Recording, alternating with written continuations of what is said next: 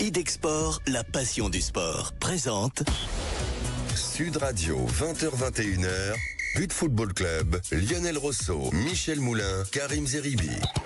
Bonsoir à tous, bonsoir à toutes, ravi de vous accueillir comme chaque jeudi sur Sud Radio pour parler vrai, pour parler foot avec les meilleurs des meilleurs, la crème de la crème et des invités supplémentaires, des invités majuscules ce soir dans cette émission avec beaucoup de surprises. Bien évidemment, vous le savez, avec butfootballclub.fr, le site de référence, les incontournables sont là. Monsieur Michel Moulin, bonsoir Michel. Bonsoir. Ravi de vous accueillir.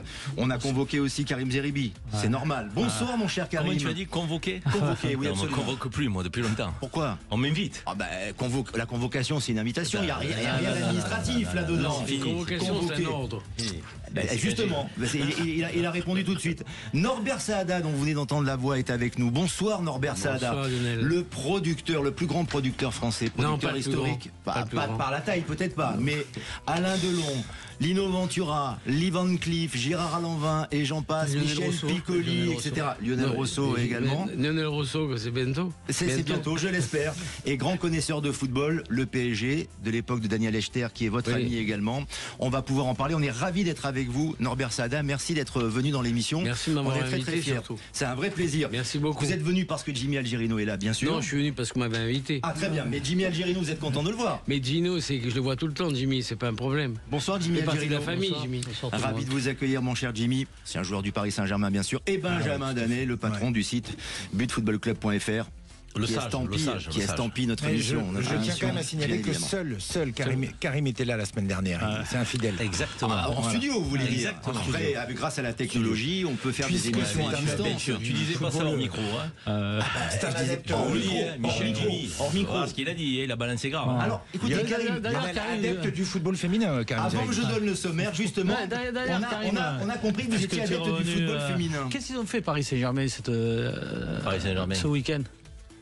Tu parles de quoi? Des féminins. Des féminines? Pas des féminins. Mais je vois pas parce que j'ai dit que j'aimais le football féminin. Je sais pas, non, passionné, t'as dit. C'était un truc fabuleux. Alors, je vais te dire. Qu'est-ce qu'ils ont Comme je fait? pense que c'était un petit problème d'audition, j'ai quand même précisé lorsque j'ai parlé du football féminin de l'équipe nationale. J'ai jamais parlé du PSG. Ah, tu es vraiment J'ai passionné dit- PSG, ouais. Non, J'ai dit que j'étais tombé sur des Quand matchs on est passionné, pendant les JO non, notamment, non, mais aussi non. pendant la Coupe du Monde, Ne m'embrouille de pas. l'équipe Ne nationale. m'embrouille Et pas. quand Monsieur j'ai fait- Monsieur Zahidi dit ce que disent toutes les femmes à la maison. Non. J'aime bien le football, le rugby quand c'est des finales. Le reste, ils savent pas ce que c'est. C'est pareil. Passionné. Non, mais Alors tu honnêtement- sais pas ce qu'ils ont fait, Non, Paris non, Saint-Germain. non, Ils ont non. gagné 2 à Strasbourg. Cette Devant émission est 13 donc 200 sponsorisée par téléspectateurs. Audica. Vous l'avez bien compris. De la mésentente entre les Moi, uns. j'ai dit que j'étais pas passionné, toi t'as dit oui. Je sais pas. moi. Magneto, Serge, tu vas voir. Les débats passionnés vont commencer dans quelques instants. Marseille est-il le champion du mercato avec l'arrivée de Benasser notamment, mais d'autres joueurs? Et c'est vrai Enfin, le que titre. non mais Pardon. c'est vrai que le président Longoria recrute beaucoup. Là, il y a eu un tacle glissé de la part d'Algerino, dont il avait le secret sur le couloir droit du Paris Saint-Germain. Prochaine fois, c'est le Vous avez carton, entendu hein, ça. mais prochaine fois, c'est le carton, C'est hein. rouge direct, ça sans problème. On en parlera dans quelques instants. On évoquera aussi le cas de Kylian Mbappé face au Paris Saint-Germain. Est-ce que le PSG va lui payer ses 55 millions d'euros quand même? C'est pas un petit salaire. Les avocats de Kylian Mbappé ont demandé à la FFF de trancher et apparemment la fédération est un petit peu embarrassée, ce qui étonne Michel Moulin. On évoquera aussi Cristiano Ronaldo qui a 40 ans, qui a eu 40 ans, qui veut continuer à jouer, même avec son fils à haut niveau. Est-ce que pour vous, c'est le plus grand joueur de tous les temps, Cristiano Sûrement Ronaldo? pas. Il est encore là. Ne répondez pas tout de suite, Norbert Saada, je vous donnerai la parole dans un instant, mais c'est un débat qui passionne à la machine à café, mais également dans notre émission. Et puis le foot amateur, vous le savez, nous serons avec Bertrand Rebourg, qui est un éducateur de Boulogne-Billancourt notamment. Il sera avec nous à partir de 20h45. Votre émission préférée commence maintenant. Butfootballclub.fr, dans la joie et la bonne humeur. Sud Radio, 20h-21h, But Football Club. Michel Moulin, Karim Zeribi, Jimmy Algerino, Benjamin Danet, Norbert Saada pour évoquer Marseille. C'est vrai, je commence avec vous, Karim Zeribi. Une fois n'est pas coutume, ça recrute là des joueurs qui viennent du Milan AC, avec la diaspora algérienne aussi, ou les Français d'origine algérienne, ou les internationaux algériens qui rejoignent l'Olympique de Marseille, pour le plus grand plaisir du public, c'est vrai. Et depuis que le président Longoria est là, il y a énormément de transferts qui ont été faits avec parfois des joueurs de grande qualité. Est-ce que ça vous enthousiasme encore plus? Oh, mais ça, c'est évident. Je pense que c'est un recrutement de qualité, avec des joueurs qui ont un palmarès pour certains d'entre eux, sont prometteurs pour d'autres. Je pense à Gouiri qui a 23-24 ans, qui a été formé à l'Olympique Lyonnais, qui est passé par l'OGC Nice, là, qui vient de Rennes, donc un attaquant qui peut jouer axe ou sur les côtés. On a Benasser, on le présente plus, je veux dire. En plus, c'est un enfant de la région, parce qu'il a joué à Arles-Avignon, donc Ismaïl Benasser, donc et en plus, il porte les couleurs du Milan AC. Bon, il est prêté avec option d'achat.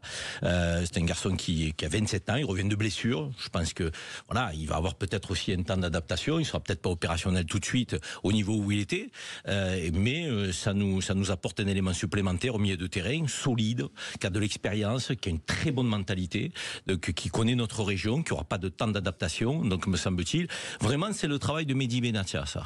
Je pense que Mehdi Benassia, il a ouvert son carnet d'adresses, sa crédibilité. Il sait parler aux gens, aux joueurs, pour leur donner envie de revenir à l'OM. Donc, et ça faisait longtemps on sentait pas cette envie chez des joueurs un peu qui sont au-dessus de la moyenne. C'est pas des superstars, mais c'est des très bons joueurs. Il vient du Milan quand même. Oui, ce sont des très bons joueurs. Ouais. Ça fait longtemps qu'on n'avait pas un recrutement de qualité. C'est sûr que quand on recrutait des Mitroglou, donc j'allais pas être enthousiaste. Comme il ne fait pas de star quand il engage Rabiot et Greenwood, c'est quand même pas les deux plus grands comiques du monde. C'est quand même des stars. Hein. Déjà, ce sont des bons joueurs. On aurait pu penser qu'on allait s'arrêter là. Mais non, on continue de renforcer l'effectif. Ça veut dire qu'on aura un banc de qualité et une capacité, j'espère, à aller vers la Ligue des Champions, parce que l'objectif, c'est quand même ça. Donc, c'est jouer la Ligue des Champions et l'année prochaine avoir une équipe opérationnelle. Donc, De Zerbi, Benassia, ça fonctionne. Directeur sportif et coach, on sent que là, ça fonctionne, ça marche ensemble pour faire un recrutement de qualité. Et en plus, tu as parlé d'origine algérienne. Alors, pour le coup, c'est très bien. Benassia est algérien. Non, mais la communauté algérienne aussi est très présente à Marseille. Donc, ça, pour la popularité, c'est très bien. Je pense que rien qu'avec la vente de maillots, ils vont amortir à la fois le salaire et les transferts. Ouais, ça peut se faire. Et le président Pablo Longoria, qu'il faut citer aussi, parce que depuis qu'il est là, Michel Moulin, il y a eu presque près de 300 transferts qui ont été faits. C'est-à-dire qu'il y a... Non, mais attendez, ça tourne beaucoup quand même. Chaque année, l'équipe change à l'Olympique de Marseille. Moi, je suis d'accord pour une fois avec Karim. Pour une fois.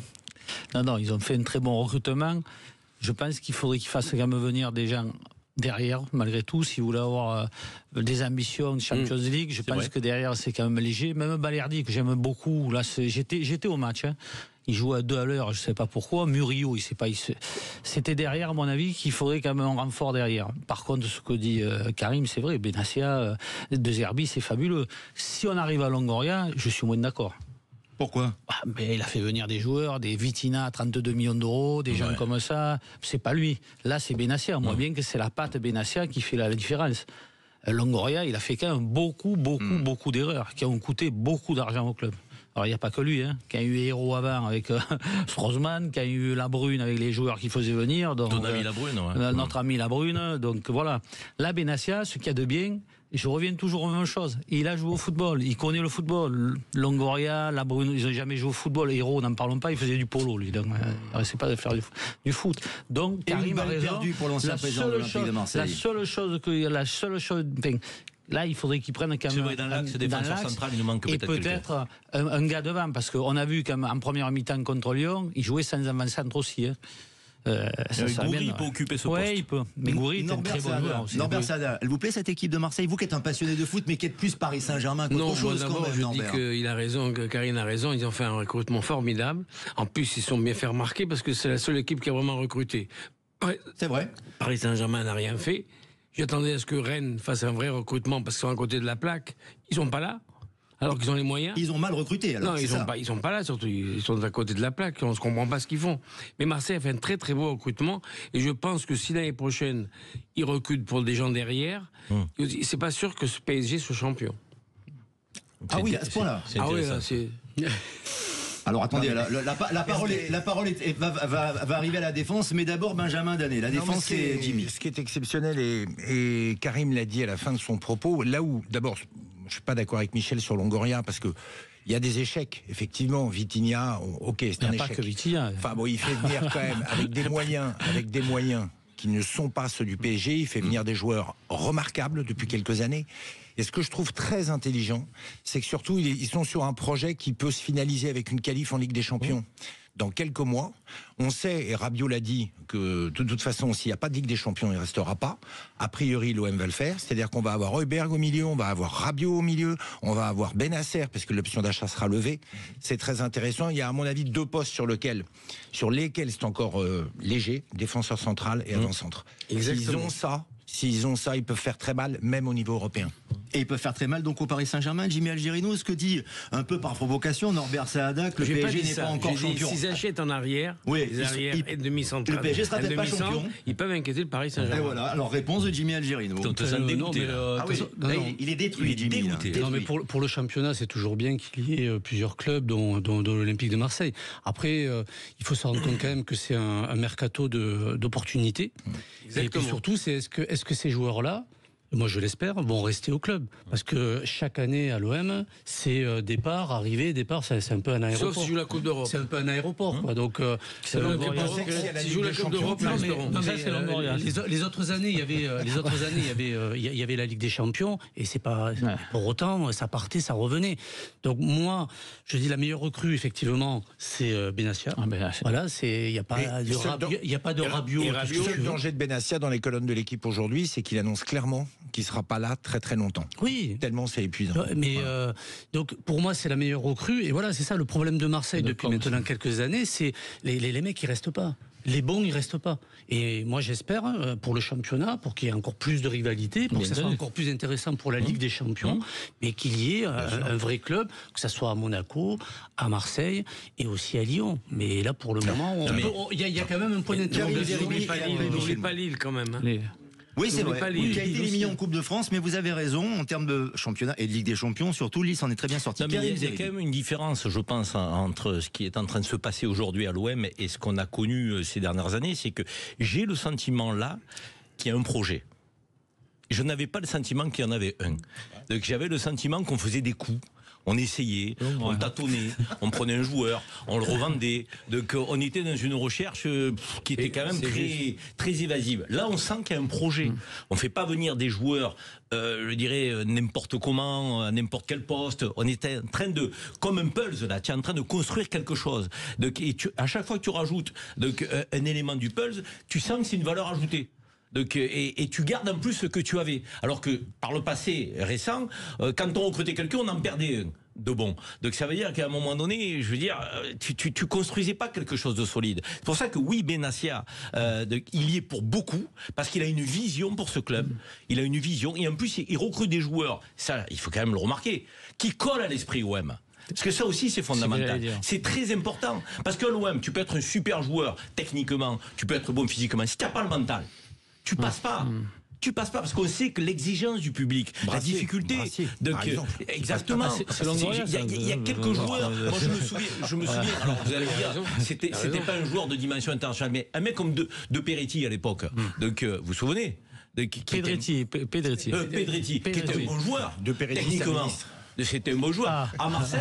À Sochaux, il était bon à Sochaux, à Marseille. Oui, mais c'est bien ce que je te dis. Il n'avait pas le mental. Il était mauvais, à part Sochaux, il était mauvais partout. Il n'avait pas. Il n'était pas bon. Il avait peur. Il n'avait pas le mental pour jouer à l'Olympique de Marseille. Et Benassia, entre l'OM et si le Bayern de Munich qui le demande, par exemple, l'année prochaine, est-ce que tu penses qu'il va rester à Marseille? Si on joue la Ligue des Champions, et si on lui donne les moyens de continuer de recruter et d'avoir les manettes, comme on dit, je pense qu'il est capable de rester. Il peut rester. La question que l'on pose aussi en creux, Michel Moulin, c'est le rôle et le talent des dirigeants. Parce que là, on parle de Benassia, à juste titre. On parle de Pablo Longoria, donc vous n'êtes pas très d'accord avec Benjamin, mais c'est très bien, c'est l'objet aussi du débat. Mais en général, avec toutes les éliminations des équipes de Ligue 1 notamment, qui ont été battues en Coupe de France, est-ce que vous êtes en train de vous dire, et c'est peut-être votre coup de gueule, Michel Moulin, que les dirigeants français sont nuls? Ouais. Mais ça, je le dis toutes les semaines. Le problème, c'est que toutes les semaines, je dis la même chose. Dire qu'on a des dirigeants aujourd'hui pas du tout au niveau du foot professionnel. C'est des amateurs, des gens qui n'ont jamais joué au foot, qui veulent faire de l'argent, mais ils sont très mauvais. Et aujourd'hui, la Coupe de France nous donne... Parce que des espoirs, il y en a toujours eu en Coupe de France. Mais là, c'est plus des espoirs, c'est toutes les équipes. C'est Bourgoin-Jallieu qui bat Lyon, National 3, hier soir, Saint-Brieuc qui bat Nice. Guingamp qui va gagner à Toulouse, mais toutes les équipes. Dunkerque a battu Qu'est-ce que Lille. ça veut dire ça? Ça veut dire 2 choses pour moi. On a quand même donné 1,5 milliard là. On a donné 1,5 milliard au club, vous savez, par la société commerciale, plus les droits télé. Et ils arrivent à avoir des joueurs aussi mauvais dans les clubs et qui n'ont pas de mentalité. Parce que je reviens à ce que dit C'est pas Karim. toute la Ligue 1, tous les joueurs qui sont mauvais, Michel Moulin. Il y en a beaucoup. Beaucoup. Beaucoup. Et ce que je répète aujourd'hui, et là Karim a raison, ce qui m'a fait plaisir, j'étais au match, c'est quand ils ont marqué l'OM. Contre Lyon. Contre Lyon. On sentait une équipe. Il y a du tempérament. La plupart des équipes, ils marquent. Et je vais vous dire, aujourd'hui, les joueurs, ce qu'il y a de. C'est pour ça que les dirigeants ne sont pas bons, d'ailleurs. Parce que ça ne vient pas des joueurs. C'est la motivation, c'est les dirigeants qui doivent la donner. Là, aujourd'hui, vous savez, ceux qui demandent les joueurs aujourd'hui, alors qu'ils jouent de moins en moins de matchs, c'est plus des doubles primes. C'est 2 jours de repos quand ils gagnent un match. Donc je vous dis aujourd'hui que la Coupe de France, la plupart, ils ont le sourire parce qu'ils sont tranquilles. Alors on est passé à 18 clubs, on a enlevé la Coupe de la Ligue, maintenant ils n'ont plus envie de jouer à la Coupe de France, bientôt ils vont jouer quoi? Michel, ils peuvent pas faire de télétravail, les joueurs de foot, c'est pour ça. Mais ils en sont presque là, on en est presque là. Et ça vient des dirigeants.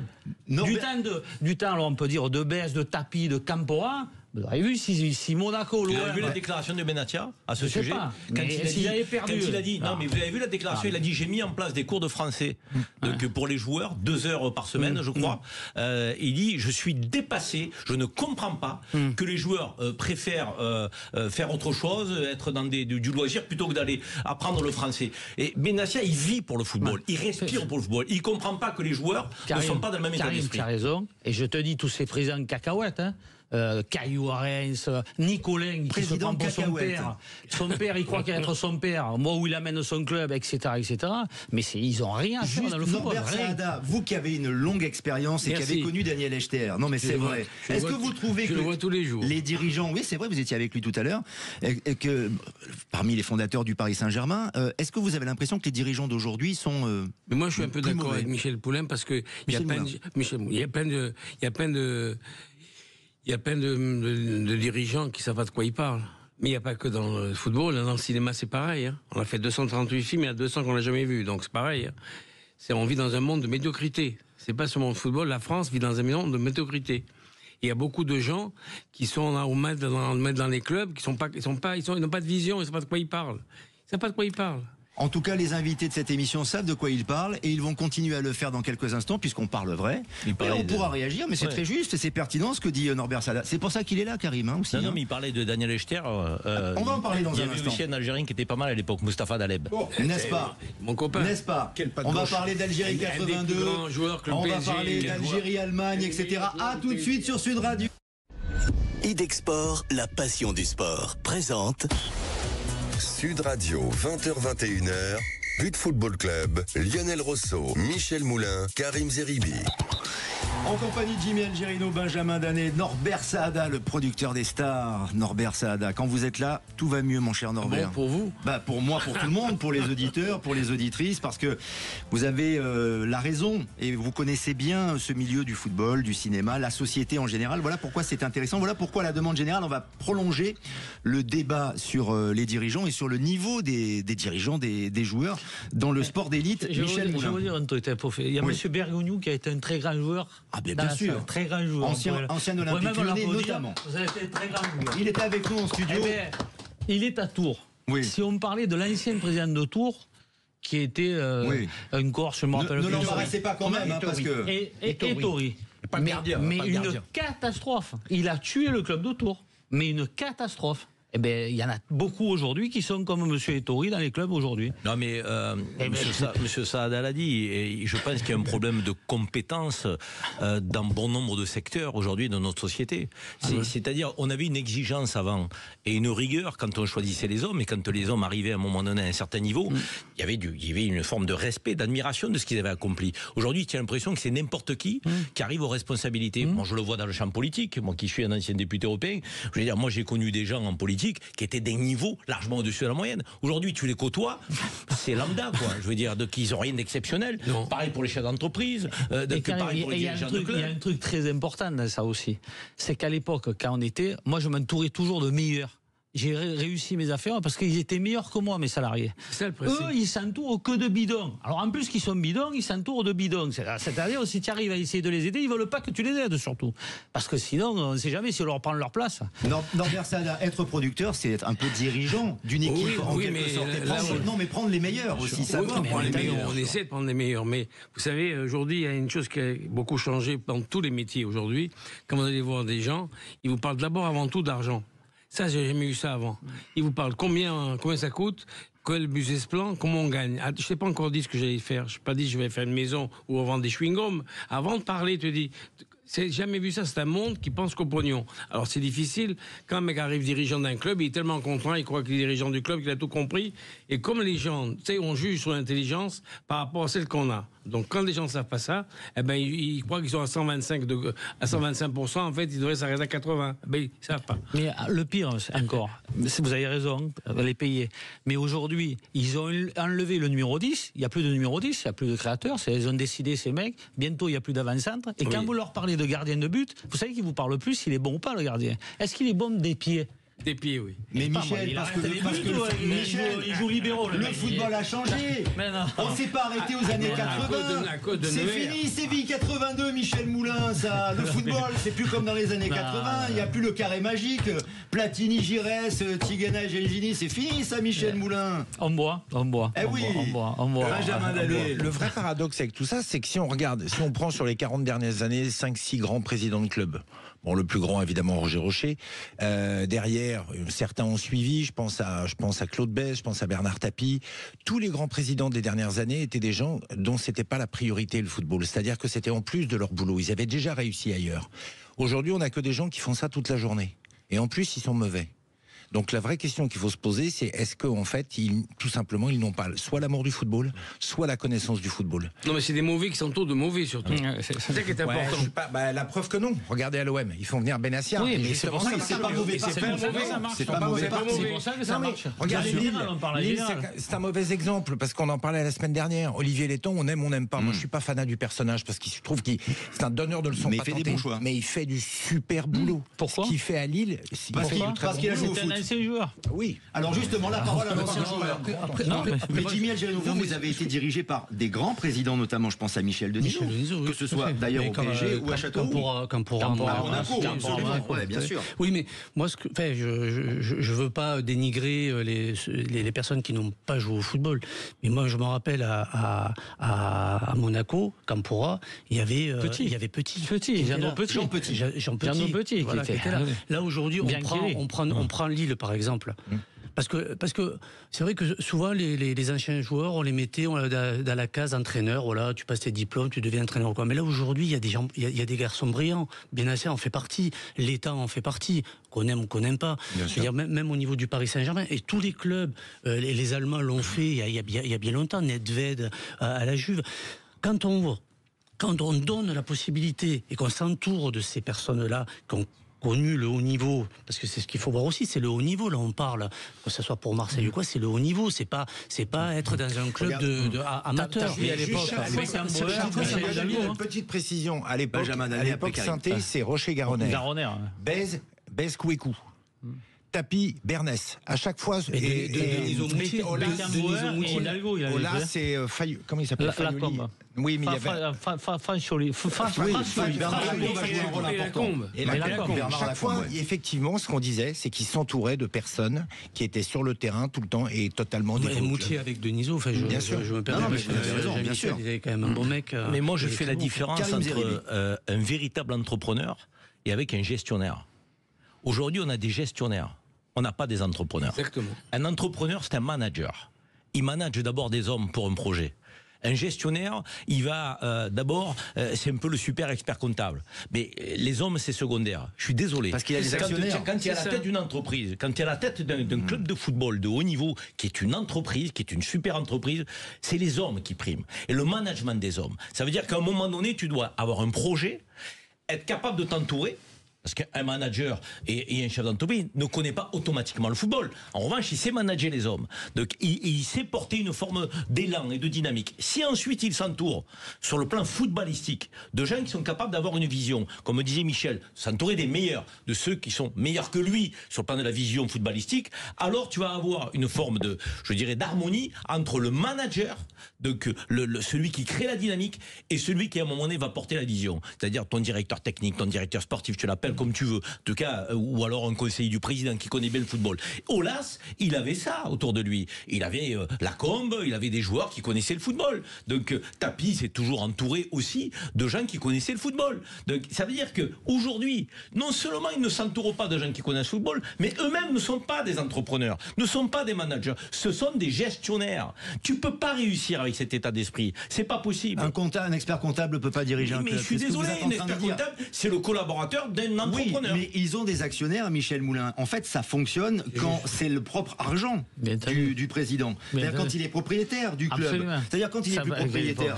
il devient chef d'entreprise, il a une marque, il a des fonds, mais il peut partir. Il faut savoir, comme tous les anciens présidents, comme disait Benjamin, là aujourd'hui, en plus ils sont tous salariés, les mecs là. Il faut savoir qu'ils sont mes salariés, quand je le dis, ils ne gagnent pas. Parce que les autres étaient bénévoles par le passé, c'était des présidents bénévoles. Bien entendu, ils étaient bénévoles. Campora, Rocher, ils n'avaient pas besoin de gagner, ils avaient assez d'argent à côté pour pas être bénévoles. C'était pour rien, c'est pas payé. Ça leur coûtait même. Après, ce qu'il faut pas oublier non plus, c'est que le football aussi a attiré quand même beaucoup d'arrivistes et de fonds. Les capitaux étrangers aussi. Parce que l'argent est toujours peut-être tellement facile aussi à gagner que ça a ramené, je dirais, les non passionnés de football et ceux qui avaient un petit peu de compétences, parce que Karim l'a dit, ils gèrent, en fait, ils voient que l'argent. Ils gèrent pas les joueurs, ils gèrent pas la carrière, ils gèrent pas l'après-carrière aussi. Certains, les Bèze, les Tapis, les Aulas, tout ça, s'occupaient aussi de l'après-carrière des joueurs. Là, aujourd'hui, dans les clubs, c'est pas... Jimmy, et puis un président digne de ce nom, quand il rentre dans le vestiaire, excuse-moi, mais tu le sens. Oui. Je veux dire, il n'est pas transparent. Là, aujourd'hui, ces gestionnaires, ils rentrent dans un vestiaire, ça fait ni chaud ni froid aux joueurs. Ils viennent pas c'est comme s'il n'était pas là. Oui, c'est pas normal. Quand Tapi était dans le vestiaire, quand Bèze était dans le vestiaire, quand Aulas était dans le vestiaire, Rocher était dans le vestiaire, il se passait quelque chose, quoi. Norbert Sada, on est très loin, vous allez peut-être pouvoir le citer, parce que vous le fréquentez, on en a parlé, de Daniel Echter, de ce qu'il a fait notamment au PSG. Mais lui, c'est un amoureux de football, c'est pas pareil, il mettait son propre argent et c'est pas pareil, ça n'a rien à voir. Aujourd'hui, n'oubliez pas qu'aujourd'hui, on voit apparaître en France un phénomène qui existe depuis longtemps en Angleterre, c'est l'arrivée de fonds américains et de fonds de finances. Tous ces gens-là, ils arrivent, ils achètent des clubs, ils comprennent rien au football, ils ne comprennent rien. Donc, ils ont un budget en disant on doit faire tant gagner tant par an. C'est le cas du Qatar avec le PSG, c'est le cas des Émirats. Le Qatar, c'est pas pareil. Je pose la question sur les capitaux étrangers. Ça n'a rien à voir. Le Qatar, c'est un cas à part. Ils veulent se faire une image de marque, ça leur coûte ce que ça leur coûte. Ils veulent qu'on parle de partout pour oublier autre chose. Oublions. Mais quand on va y arriver, Textor d'un côté, comment il s'appelle l'autre qui est arrivé à Marseille et compagnie, c'est des gens qui ne connaissent rien au football. Rien. J'ai écouté l'autre fois le mec de Lyon, il dit je vais prendre le mec de Botafogo, je vais mettre là, puis je vais prendre ça, je vais mettre ici. Non mais c'est n'importe quoi, on n'est pas en train de jouer aux échecs. Le pire, je crois, le pire, c'est l'histoire de Chelsea. Non. L'après Abramovich, qui récupère le club et qui a recruté, je crois, plus de 50 ou 70 joueurs. Si tous ces fonds de pension qui viennent dans le sport, ils disaient, voilà, qui c'est qui est très très bon? Je dis n'importe quoi. Michel Moulin. Ouais. Il est très bon, Michel Moulin. On va le prendre, il va diriger tel club parce qu'il connaît le football mieux que nous. Il mériterait un club, Michel Moulin. Je vous le dis, moi. Si vous commencez à dire, mais qui tu vas prendre? Écoute, moi j'ai mon beau-frère qui est sympa, je vais prendre mon beau-frère. Là, je vais prendre ma belle-sœur. Moi, je veux dire, j'ai vécu ça. Quand Lagardère est arrivé, il a acheté le Racing Club de France. Oui, le Matra Racing. Qui est devenu le Matra Racing. Je vais le voir et je lui dis, écoute, j'ai déjeuné hier avec Michel Hidalgo, par hasard d'ailleurs, et il a dit qu'il voulait venir à Paris, il n'était pas à Marseille, à Paris avec l'entraîneur. Je me rappelle comme aujourd'hui.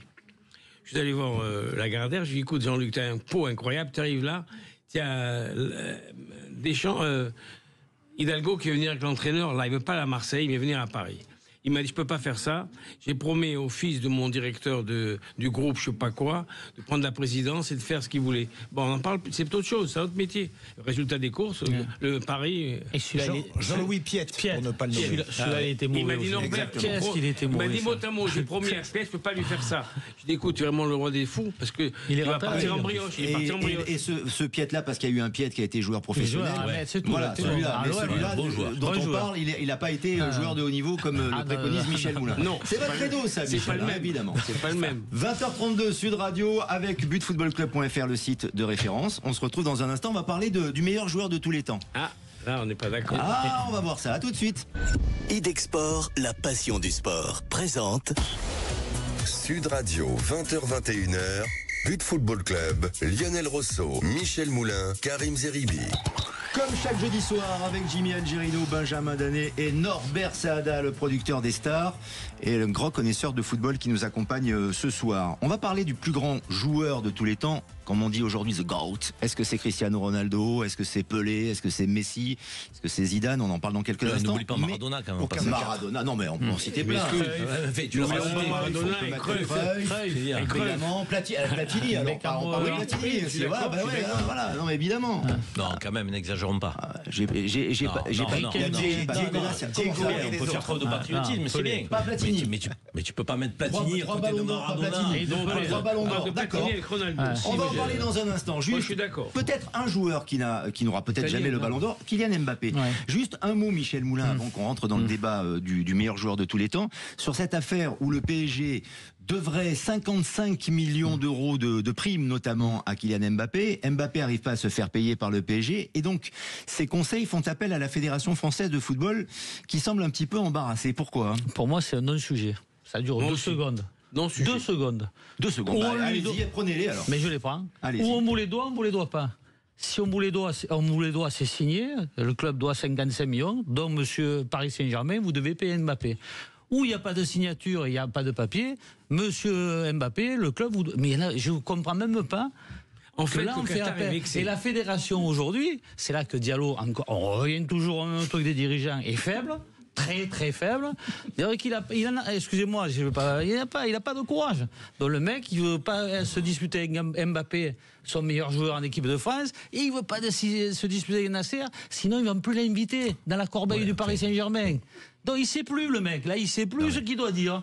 Donc il fait l'autruche. Alors que c'est facile. Hein. C'est facile. Je comprends même pas. Vous engagez, vous, dans vos sociétés, vous avez, quand on vous engage, on vous dit c'est 500 euros. C'est pas 600, c'est pas 400, c'est 500. Il n'y a pas de discussion. Vous calculez avec les impôts parce que c'est de plus en plus lourd les taxes, Michel Moulin. Là. Non, vous voyez ce que je veux dire. Je n'arrive même pas à comprendre comment ça peut arriver. Mais Michel, c'est juste. Ils ont un contrat, ils ont été condamnés, il faut qu'ils payent. Ouais. Comme vous imaginez, le Qatar paye 55 millions, ça ne touche pas le bout de l'orteil, ils s'en foutent. Hein. Mais Nasser, il est vexé parce que Pabé, il lui a dit devant témoin, je ne partirai pas libre, je ferai cadeau de ça quand je partirai. Il lui a dit devant témoin. L'autre, il a remonté à la gorge, c'est tout. Ouais, mais Nasser, il est bon ou pas bon? Il est vexé. Quand il est vexé, ils vont jusqu'au bout. Allez, on enlève Nasser. Mais Diallo, il doit dire, il y a un papier signé, monsieur. Ils vont payer. Là où Michel a raison, la Ligue a statué. Ouais. Et le Qatar s'est tourné vers le tribunal judiciaire de Paris. Ouais. Pour autant, quand la commission de la Fédération française a été saisie, elle a qu'à entériner donc la décision de la Ligue. Mais je ne vois même pas s'il n'y a pas de discussion. Il y a des sommes dans ce contrat, ils vont payer. Mais si M. Diallo dit ça, il ne va plus être invité dans la corbeille. Non, il va être invité, ne vous inquiétez pas. Mais on le met comme Boulogne. Ils vont payer. Ça ne sera pas la même ambiance. 2 salles, 2 ambiances, 2 stades, 2 ambiances. Le meilleur joueur de tous les temps. Oui. Alors, est-ce que c'est Cristiano Ronaldo, Jimmy Algerino? Voilà. Réponse à Karim Zeribi directement. Non, c'est pas pour c'est Michel Platini. Mais pour moi, par rapport à ma génération, tout ça. Mais tu peux pas dire. Non, mais j'ai pas connu. Non, mais j'ai pas connu les autres. Je les ai pas vus jouer. Vous n'avez pas connu Copa, vous n'avez pas connu Pelé. Tu peux pas juger le meilleur joueur de tous les temps simplement sur ta génération, mon ami. Le mien, mais après, mais par rapport à tous ces joueurs de ta génération. Oui, mais tu vas dire Diego Maradona. Mais moi, j'ai la même génération. Moi, je vais crier tout le monde. Norbert Saada. Je dis que comparer Ronaldo à Cruyff, parce que Cruyff, Il a inventé le football moderne. Oublions. Cruyff, Maradona, Pelé, mais tu peux pas les d'autres. comparer de toute façon. C'est déjà, mais c'est pas sérieux. C'est pas sérieux. Tu peux pas les comparer. On joue maintenant sur les statistiques. Il a 40 ans. Il a marqué 40 1000 buts. ans. Mais oui, c'est extraordinaire. C'est un athlète qui travaille, qui a un mental, un leader. Teddy Riner aussi, c'est un athlète avec 16 titres olympiques, ça va? Oui, mais c'est pas le même sport. Non, mais je veux dire pas que c'est n'importe quoi. On peut pas. Quand les gens qui ont vu jouer Cruyff, par exemple, c'était un truc que je peux pas imaginer. Comment il a inventé le Barça, il a inventé le jeu moderne. Maradona, c'est un phénomène qu'on a rarement vu jouer. Pelé, on n'en parle même pas. Moi, c'est vraiment ma vie. Le public nombreux présents dans le studio ici de Sud Radio est d'accord avec vous sur Cruyff. Déjà, là, au niveau français, pour moi, numéro 1, Zidane, numéro 2, Platini. Moi non. Déjà, je suis d'accord. Platini numéro 1, Zidane derrière. Moi, si vous voulez, je prends juste 2 minutes pour moi, parce que c'est celui qui m'a fait aimer le football. Coupe du Monde 70, Pelé. J'ai rarement vu un truc comme un Pelé. Il était entouré aussi de Rivellino, Tostao, Gersino, Gerson, Clodo Aldo. Moi, je l'ai vu en Suède, il avait 18 ans, il les a rendus fous. Moi, en 70, ce mec, ce qu'il a fait contre la Tchécoslovaquie, contre l'Uruguay, il a fait des trucs inimaginables. Ils avaient Garincha, ils avaient une équipe. Non, pas en 70, non. C'est Gersino, Rivellino, Algérino. Karim Zeribi, Algérino. Pour moi, c'est Pelé, numéro 2, Maradona. Il faut comprendre que c'est aussi un conflit de génération, parce que, pardon, Pelé, moi, je l'ai jamais vu jouer en vrai, Pelé. Même au Cosmos de New York, j'ai vu quelques images à droite à gauche. Moi, qui ai que 25 ans, j'ai regardé les cassettes. Non, mais oui, mais comment on peut juger? Mais Karim, vous l'avez vu jouer, Pelé? On a des images. Moi, je l'ai vu. Moi, je suis lancé tout petit. Moi, je l'ai vu jouer. Norbert, il l'a vu. Vous avez vu Copa aussi, vous, Norbert? J'ai vu Copa, mais c'est Copa et Fontaine. C'est ma jeunesse. Ma jeunesse, c'est moi, les premiers grands matchs de football que j'ai vu quand j'étais gamin, c'était le fameux derby Reims-Racing. Ça, c'était un drame quand Reims perdait avec un président, Germain, qui était un président historique. Je m'excuse. Mais franchement, dans l'histoire du football, même si on n'a rien vu, on ne peut pas comparer Ronaldo avec... moi, je dis toujours que c'est Pelé, Maradona, Cruyff. C'est le football moderne. Je ne suis pas d'accord avec mon ami Zeridi et M. Poulain. Ce n'est pas Zidane, c'est Platini, Zidane derrière, pour moi. Non. Karim Zeribi. On va tous donner notre avis. Moi, j'avais Zidane et Platini au même niveau. Donc, je n'irai pas dans le conflit général. Non. Quelle politique. Mais qu'est-ce qu'il est bon. Toi, quand ton argument, tu es mal à l'aise. Et le foot féminin, qui c'est la meilleure? Lui, il est mal à l'aise quand ton argumente. Quand tu dis j'aime les féminines en équipe nationale, il va te dire comment ils ont fait le PSG. Donc, je te parle de l'équipe nationale. Et je te dis que Zidane, en son temps, et Platini, à son époque, sont deux joueurs qui ont bénéficié aussi d'un bon entourage, de bons joueurs autour d'eux. Quand Platoche était à la Juve, il avait une équipe fantastique. Donc tu pars de Chirea, Libero, de Cabrini, de Tardelli, de Boniek, quand il y avait cette équipe-là, c'est un peu Zidane au Real de Madrid, donc avec les joueurs qui étaient au-dessus de la planète. Bon, donc ça veut dire que ces deux joueurs ont bénéficié aussi d'un entourage fantastique. Mais je les mets au même niveau, parce que sur la qualité de jeu, ces deux joueurs qui ont une vision de jeu, ces deux joueurs qui n'étaient pas extrêmement rapides, qui ne jouaient pas par leur vélocité, mais qui étaient très beaux à voir. Donc, et en plus qui tiraient bien les coups francs. Après, sur ce qui est des joueurs à l'international, pour moi c'est Maradona. Pourquoi? Parce que Maradona, il a porté Naples. Maradona, il a porté l'équipe d'Argentine. Personne n'a porté Maradona. Alors que quand tu me prends Pelé, tu as dit tous les joueurs qu'il avait autour. Mais c'était des joueurs qui étaient... Pas Santos. On ne parle pas de Santos, on parle de l'équipe du Brésil. Qu'est-ce qui a fait que Pelé est devenu un joueur? C'est la Coupe du Monde. Qui entourait Pelé? Des joueurs fantastiques. Je veux dire, donc disons-le, Johan Cruyff. Mais tu as vu la génération Cruyff? Oui, mais tu as vu comment il a inventé le Barça?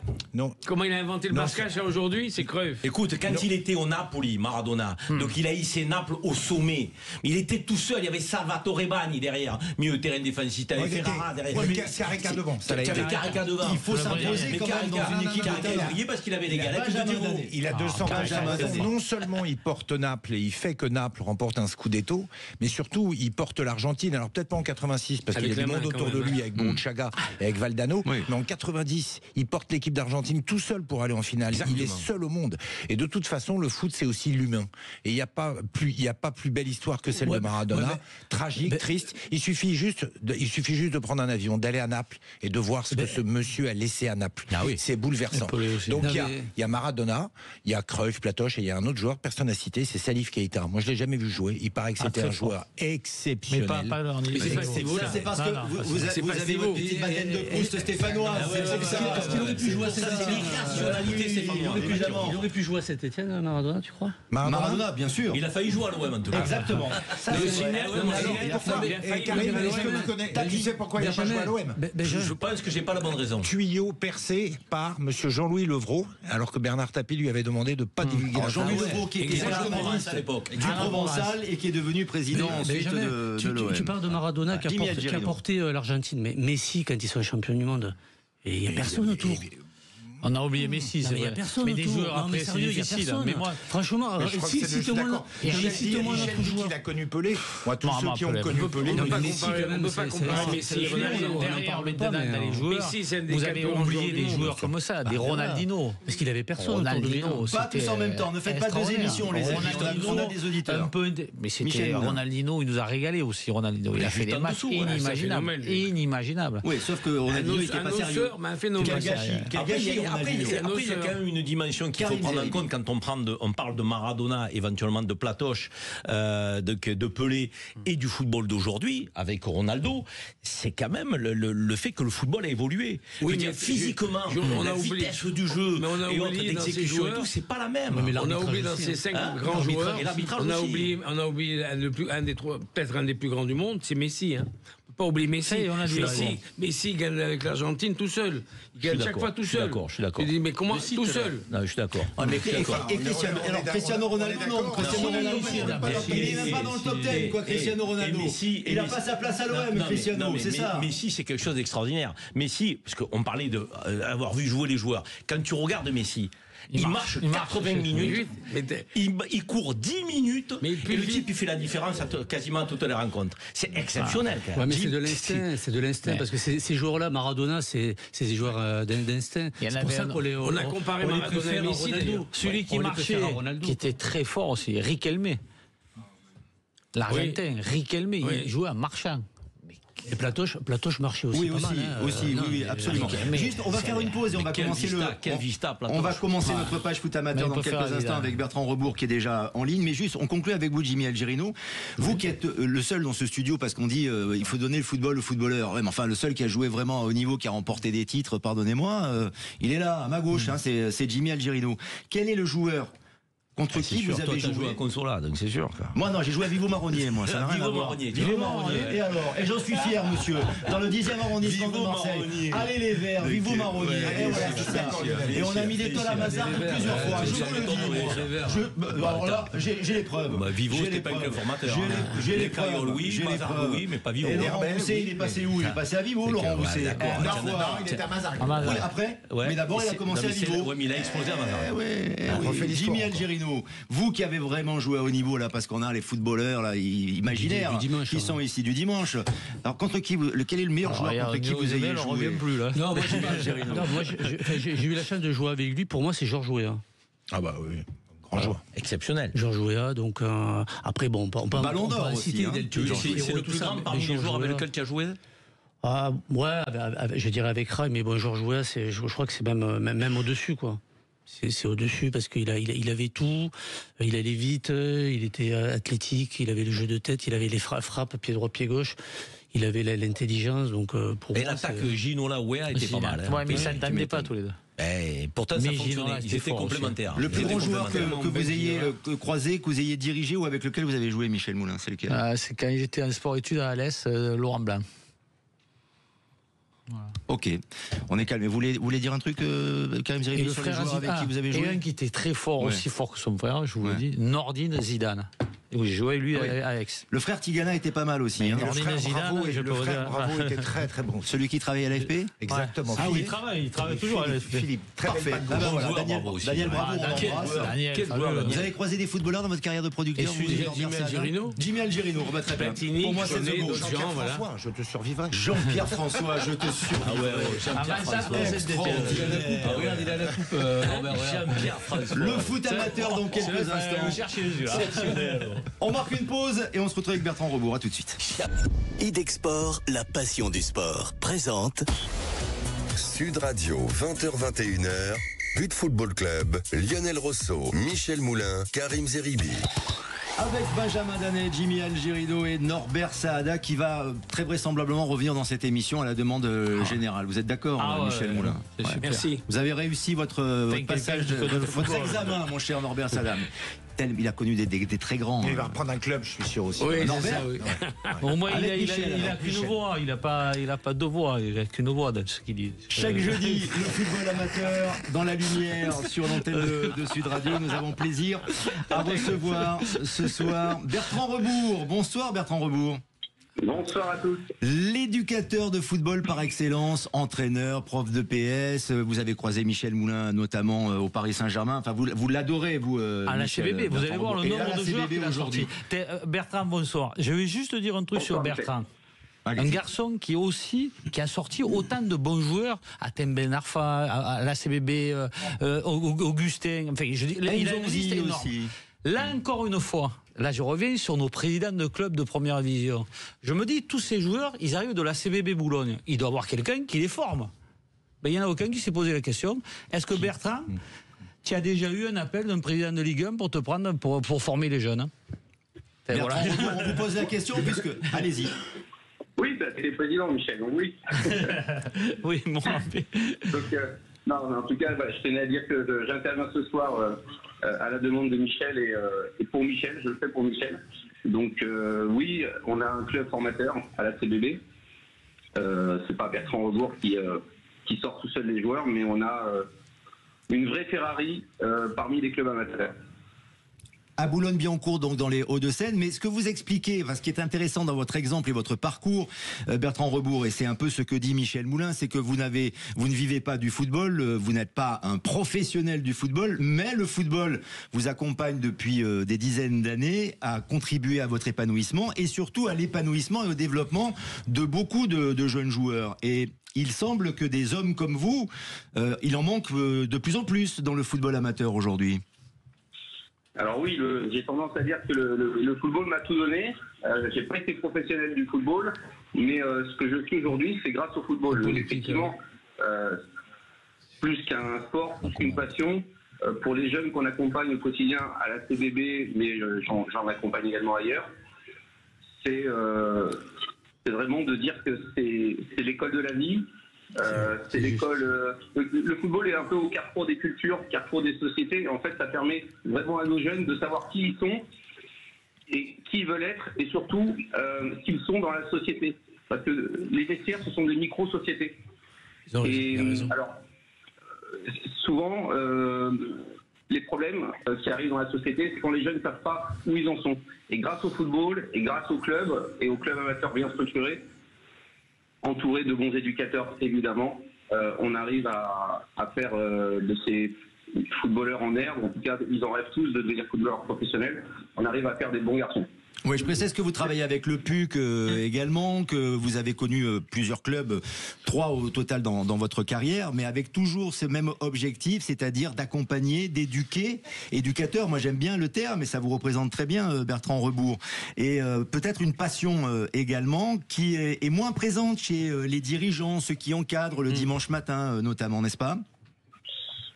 Oui, c'est sûr que pour faire le parcours que j'ai là depuis plus de 30 ans, c'est sûr que c'est la passion qui est à la base de tout.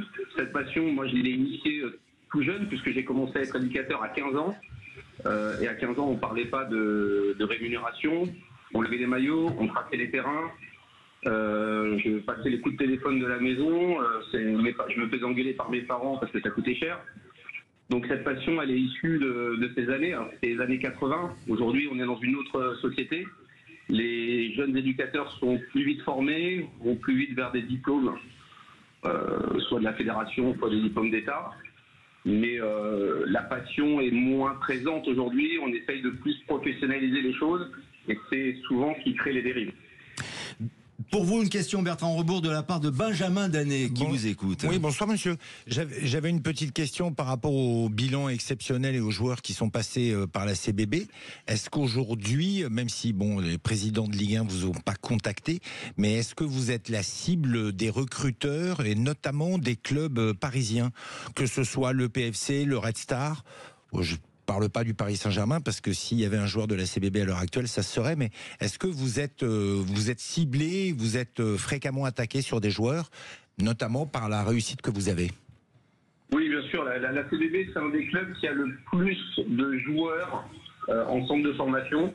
Alors, ils n'arrivent pas forcément tous à signer un contrat professionnel, mais parmi les clubs amateurs parisiens, on en fait partie. Et on est la cible, évidemment. Alors, j'aime pas dire la cible, parce que pour nous, c'est une suite logique. On est vraiment... nous, on fait le lien entre les petits clubs et les clubs professionnels.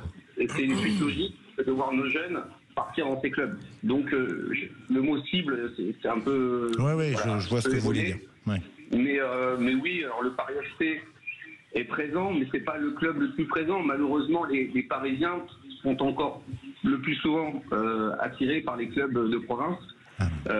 Et c'est pas forcément le Paris Saint-Germain ou le Paris FC, encore moins la Star aujourd'hui, qui attire les meilleurs éléments à 14-15 ans. Ils partent en province. Karim Zeribi pour Bertrand Rebourg. Karim Zeribi. Non, moi j'ai beaucoup apprécié effectivement votre approche concernant le football, éducation, le football citoyen, le football, donc j'allais dire avec la dimension sociétale qu'il incarne. Moi j'ai plutôt une question sur le plan de l'école de football. Est-ce que vous avez une philosophie dans votre club qui permet de faire émerger plutôt des joueurs aux qualités techniques? On voit que le football a évolué, on en parle souvent avec Michel Moulin, et on a plutôt des gabarits, des joueurs avec des qualités physiques aujourd'hui dans le football moderne, et on a l'impression que les techniciens sont un peu sacrifiés. Est-ce que dans votre club, vous laissez aussi s'exprimer les joueurs qui dribblent, les joueurs qui créent, les joueurs qui sont un peu des phénomènes? Bertrand Rebourg. Qui sont plus petits par la taille souvent, mais pas par le talent. Alors c'est très intéressant, c'est vraiment la question du moment. À la CBB, on a une vraie philosophie, et à l'école de foot de la CBB, la philosophie, c'est de travailler sur l'individualité. Et je fais souvent des discours auprès des parents, puisque aujourd'hui, on est dans les écoles de football en train de fabriquer des joueurs sur des circuits de passe, avec un certain esthétisme, des épaules 3/4, on enchaîne, on fait circuler le ballon. Je ne vais pas faire un parallèle avec un club professionnel comme le Paris Saint-Germain, mais c'est un petit peu le Paris Saint-Germain quand il ne marque pas les buts. C'est beau, mais c'est pas efficace. Et nous, à la CBB, on part du principe, en tout cas moi, à la CBB, je pars du principe que je vais travailler sur des éléments où j'interdis à mes éducateurs de parler aux porteurs de balles. C'est la percussion, c'est la création. Si l'enfant veut aller dribbler 3-4 joueurs, si le gardien de but veut aller marquer son but, à la CBB, il a le droit. Alors, du coup, on est un petit peu moins beau dans le jeu. Parfois, les résultats ne sont pas toujours là. Mais en tout cas, on forme de futurs joueurs adaptés au centre de formation, plutôt que des équipes qui jouent bien au ballon dès l'âge de 7 ans, 8 ans. D'où les Benarfa. Et une philosophie exemplaire. Merci Bertrand Rebourg d'avoir participé à cette émission. Bonne soirée, à très bientôt, et merci à nos invités, à Michel Moulin, à Benjamin Danet, à Jimmy Algerino, à Karim Zeribi et à Norbert Saada. Vous allez revenir, vous êtes obligé, Norbert. Tant pis, mais on est content de vous avoir. Et au Vivo Marronnier aussi. Et Vivo Marronnier, que j'embrasse tous les dirigeants et les copains de Vivo Marronnier, club de Marseille, qui a un peu changé Vous depuis. avez vu qu'on a quelqu'un, un vrai pro avec nous, actif. Bien sûr, mais on a un pro actif avec butfootballclub.fr. Dans un instant, c'est Jacques Pessy sur Sud Radio, et à jeudi prochain pour notre émission. Salut. Sud Radio, 20h-21h, But Football Club, Lionel Rosso, Michel Moulin, Karim Zeribi. Avec Idexport, la passion du sport.